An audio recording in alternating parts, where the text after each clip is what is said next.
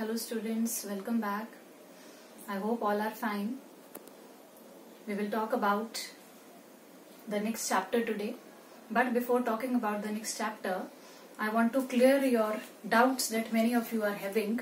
I have gone through the comments and many of you are having different kinds of doubts that I would like to speak about today. First of all, about the book.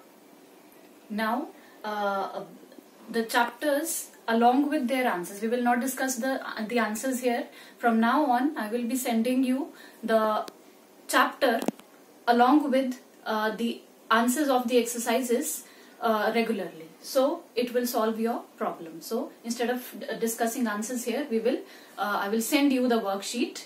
You will get it regularly, and also the problem of the book will be solved. Okay, and we had completed this chapter, simple, compound and complex sentences.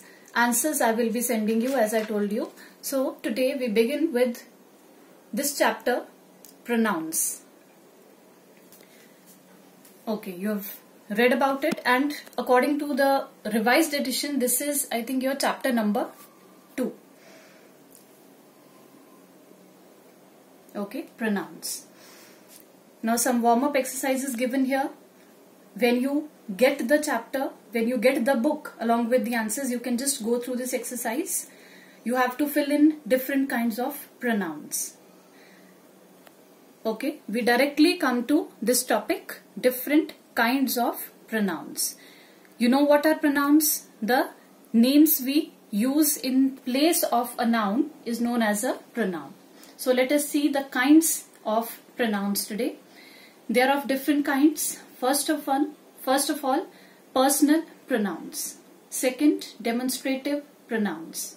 Third, possessive pronouns. Fourth, indefinite pronouns. Fifth, interrogative pronouns. Sixth, reflexive pronouns. Seventh, reciprocal pronouns. And eighth, emphatic pronouns. We will go through them one by one. What are they? Okay. First one, personal pronouns. You can see a table given here. Now, this is first person, second person and third person. How it changes from singular to plural. How the subject changes and how the object changes. This is mentioned here. First person, I, changes to we. Second person, you, remains the same as you. Third person, he, she, it, changes to they. Now, object. Me becomes us. You remains the same as you. And him, her, it becomes them. So these are the personal pronouns and how they are replaced. This is mentioned here in the table. Now, uses of it. It is used first for a thing or an animal. Example is given here. I read the book. It is very interesting. Second, for a small child. So the word it can also be used for a small child. For example, the baby is crying. Lift it. So it here is the pronoun used for the baby. For people in a few cases. Who is it on the line? It's me, Suresh. Is it Suresh over there? No, it's Mohan. So this is how it is used for people also in certain cases. Not everywhere, not in every case, but in certain cases. Next one, fourth one, to express time, distance, weather, etc. It's 5 o'clock by my watch. It's cold today. So this is how it is used for maybe time, distance, weather, etc. Fifth one, to introduce sentences. When you are introducing a sentence, it's I who helped you. It's the trains that were late. It's difficult to cross the rivers. Other examples you can go through. Now, sixth one, to represent something already mentioned. Something that you've already talked about, already mentioned. For that particular thing, you use the word it. he is always on time and I like it. So you are telling this about somebody, and then it is this word it is used for this thing. Use of they, them, their. The pronouns they, them can be used with neither, either, no one, someone, anyone, everyone.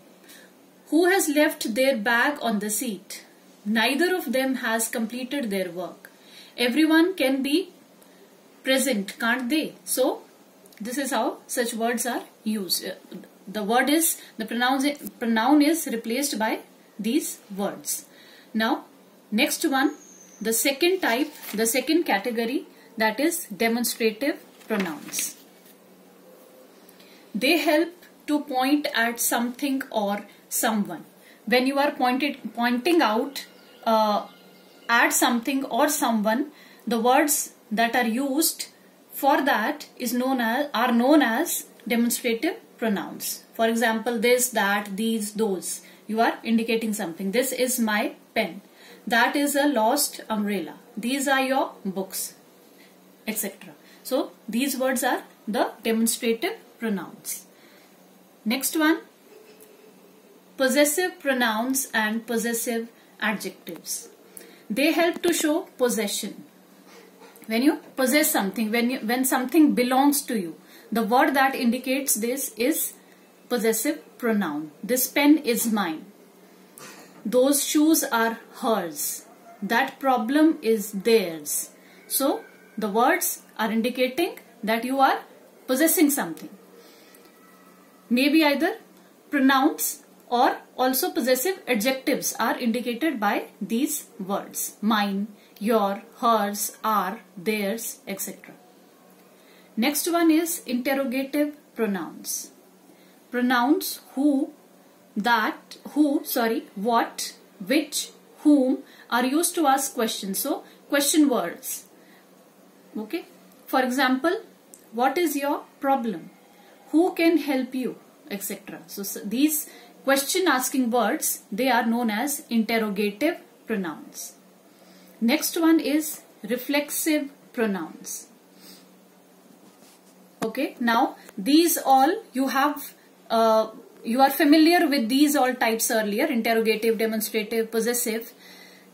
Now the next two that we are going to read about, that is reflexive and emphatic. These are something different, so you have to understand them properly. They have a slight difference, and please listen carefully so that you understand them well. First of all, reflexive pronoun.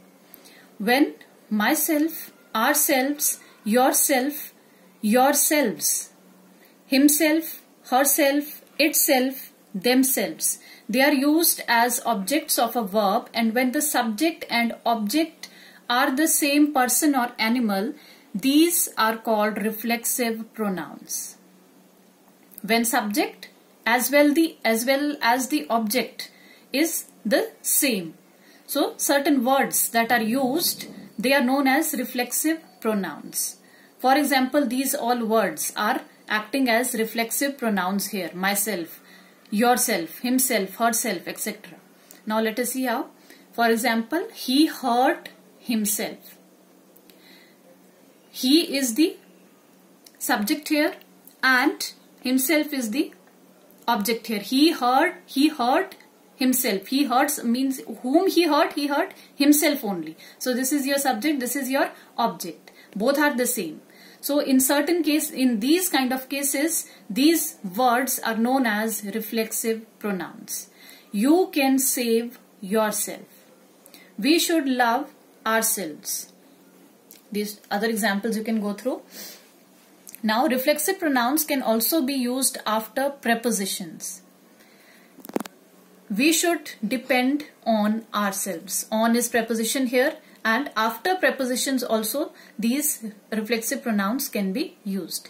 I spoke to myself. To is the preposition here, and I spoke to myself. Take care of yourselves. She hasn't left anything for herself. So these are all examples of reflexive pronouns. Now the next one, that is emphatic pronouns. Emphatic pronouns are also known as emphasizing pronouns. This is the other name. Emphasizing is the other name for emphatic pronouns. When myself, ourselves, yourselves, yourself, himself, herself, etc., they are used to emphasize a noun or a pronoun. These self pronouns are called emphasizing pronouns. So when these words, myself, yourself, etc., they are used to emphasize a noun or a pronoun, they are emphasizing, they are highlighting, or they are telling you something about a noun or a pronoun. Such words then in this context are known as emphatic pronouns. Now you will find, okay, just let us see the examples first. I myself can do it. He himself wrote the answer, or he wrote the answer himself. So in these situations, in this kind of sentences, these words are, these pronouns that are used, they are known as emphatic pronouns. Now the difference, now you will see, you will find that these same words are here also, and these same words are used here also. So, but here they are used as reflexive pronouns and here they are emphatic pronouns. What is the difference? Now, first of all, you have to remember that here in emphatic, they are used to emphasize a noun or a pronoun. And here they are used as objects of a verb, and when the subject and object are the same. Now, a simple trick, how will you identify them? That I'll tell you. How will you identify whether it is a reflexive pronoun or it is emphatic pronoun? Now you see here, you take this example. He hurt himself. You just remove this pronoun from here. Himself you remove and you just see the other part of the sentence. He hurt. Or you see the next one, you can save, you can say this much, you can save. You can save what? It's not clear. It's not making proper sense. You can save somebody or you can save your friend, or that is not clear if you remove this yourself from here. So it means that to give you a proper meaning, to understand better, you need this word along with it so that it is clear that you can save whom. It is clear. So this pronoun yourself is very much important for the sentence. You cannot omit it out. If you are removing it, it is not giving you complete meaning. It is not making complete sense. So, and here if you see, if you remove this from here, if you remove the pronoun from these emphatic pronouns, if you try removing this, I is written here, I myself can do it. You remove this, I can do it. You remove this and then you see the sentence, I can do it. It is making sense. It is giving you a clear meaning that certain task you can do. You can do that yourself. Or it is written the other way around. I can do it myself. You remove this myself from here and you just read the other part of the sentence. I can do it. So it is clear. The meaning is very much clear. So if you remove myself from the sentence, it doesn't matter. It remains the same. It gives you proper meaning. So just when you are identifying reflexive and emphatic pronouns in sentences, just see that if you remove the pronoun from a certain sentence and the sentence is not complete, is not clear in its meaning, that means that pronoun is reflexive pronoun. And on the other hand, if you remove it and the sentence is not clear, it is incomplete, it is complete here, then it is emphatic. If it is incomplete, it is reflexive pronoun. So this way you will be easily identifying reflexive and emphatic pronouns. I hope it is clear to you. Next type is reciprocal pronouns. These pronouns are used to show that an action or feeling is reciprocated. There is an equal reaction for a certain action. For example, they took care of each other. Means two persons are there, one is taking care of the other one and the other one also took care of that first person. So equal reaction. The survivors congratulated one another. Okay, so I hope it is clear. Reciprocal, when the action or feeling is reciprocated, answered back. Next one is indefinite pronouns. Now this is a table given here and the words are written here: somebody, someone, something, no one, everyone, nothing, everything, etc. All these words, these are indefinite pronouns.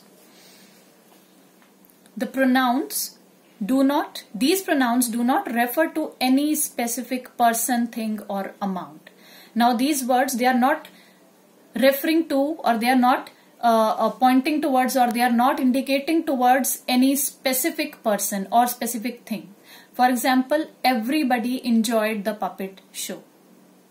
Not any particular person, not a single person, not a few persons, not a few people, but everybody. All of them who were present in the show, they all enjoyed. So it is not referring to a particular category, a particular person. So such words are known as indefinite pronouns. There was no one in the building when the fire broke out. No one, again indicating indefinite pronouns. Next one, relative pronouns, and also known as interrogative pronouns. Again a table given here. In what form they are used? For persons, this is a separate table. For things, the words which are used, they are given here. Now subject, if the subject is who, the object is whom or who. Possessive, whose. That, object remains that. For things, we use which. For object, we use which, and possessive, whose, and also in certain cases that, and object is also that. Now relative pronouns are used to introduce a relative clause. I had told you about the clauses. You will be studying the chapter in detail, and you will be studying the other types of clauses here. So they have mentioned that relative clauses, one of the forms of clauses. Relative clauses give some information about the noun they qualify. Again, go through it. Relative pronouns are used to introduce a relative clause. So these relative pronouns are introduced when you have to introduce a relative clause, then these pronouns are used. The relative clauses give us some information about the noun they qualify. Now these relative clauses, they are giving you some information, some detail about the noun that they are qualifying. They are of two types. Now these relative clauses, they are of two types: defining relative clauses and non-defining relative clauses. This you have to understand properly, the difference between the two. Defining, now first one, what is a defining clause? A defining clause adds detail about a specific noun that is defined. Now defining clause, this kind of a clause is giving you an extra detail about a specific noun. About a noun, it is giving you an extra detail. Something extra it is telling you. I have also written here something extra here, that is, now this defining clause, it gives information, add detail about specific noun. It is qualifying the noun that it is qualifying. Now you can see this example: the boys who were tired slept. What is the meaning here? They have explained here the meaning in the brackets. Only some of the boys were tired and those tired boys slept, but others who were not tired kept awake. Now there is a group of boys and they slept. Now only out of that group, then that entire group, only those boys slept, those who were tired. Everybody did not sleep. For example, let me explain you more properly. For example, there are 20 boys. Now the boys slept. Now not all 20 boys slept, but only those who were tired, only they slept. Other boys were awake. So this is the difference here, that this clause, who were tired, okay, so who were tired, they slept. So this clause is giving you detail about this noun, the boys. So this is important part of the sentence. If you remove this, the boys slept, if you remove this part, who were tired, then it will not give you the proper meaning. So this part is important, a part of the sentence. This clause is an important part of the sentence. We cannot leave it out. This is what I have written here. It is giving essential information. This clause is giving important, necessary information about the noun, that is the boys. And this part cannot be omitted. It cannot be left out. So this is a defining clause. The next one, non-defining clause. Now non-defining clause tells us more about something or someone. Now this non-defining clause is telling us more about, again it is giving some information, some detail about the subject or the noun. But that information is not necessary part of it. That information is, if you leave it out, let us see the example, then it will be more clear.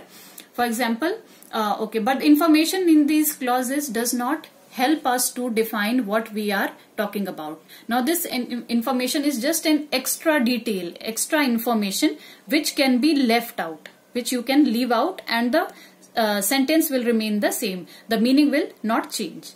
For example, my friend Shashi, who went to the same school as me. So this part is your clause here, who went to the same school as me, has just written a best-selling novel. So my friend has just written a best-selling novel. This is the main sentence, and this part, this clause is only adding to the extra information which we can leave out. So if you leave out this part, the rest is clear, it is making sense. My sister, who stays in London, has just written a best-selling novel. Again, the same kind of the same type of example. Who stays in London is the clause, and the rest is the main sentence. So